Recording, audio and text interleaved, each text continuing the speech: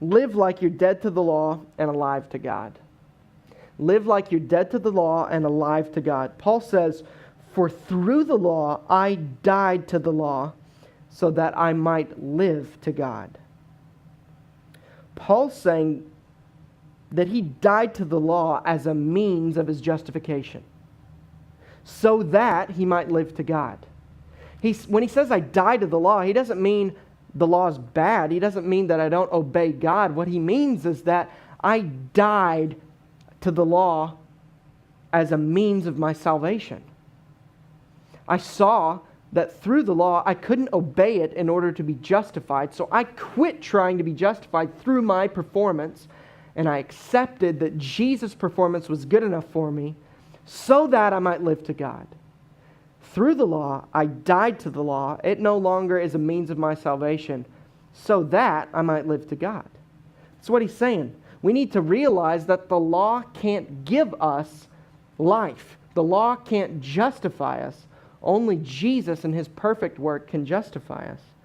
So before Paul understood that he could be justified through faith in Jesus, he tried very hard to obey God. But he wasn't obeying God for God. He was obeying God for Paul. Now that could be kind of confusing. Here's the idea. If you're trying to go to church and you're praying and you're trying to repent of sin and follow Jesus so that God will love you, you're not actually doing it for the love of God. You're not actually doing it for God. You're not going to church to worship Him. You're not praying in delight of Him. You're not obeying Him because you love Him. You're actually just going to church, praying, trying to obey Him for yourself.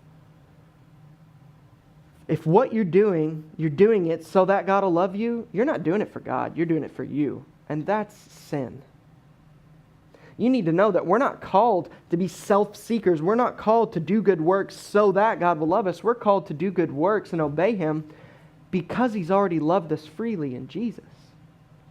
That's why Paul says, through the law, I died to the law so that I might live to God. Only when you see that your obedience can't produce God's love for you will you actually live for God in obedience to God for the right reason. Just because you love Him, not so that He'll love you. So we need to live like we're dead to the law and alive to God. Only when you stop trying to win God's approval and accept that Jesus is your approval will you obey God as you should and live to God.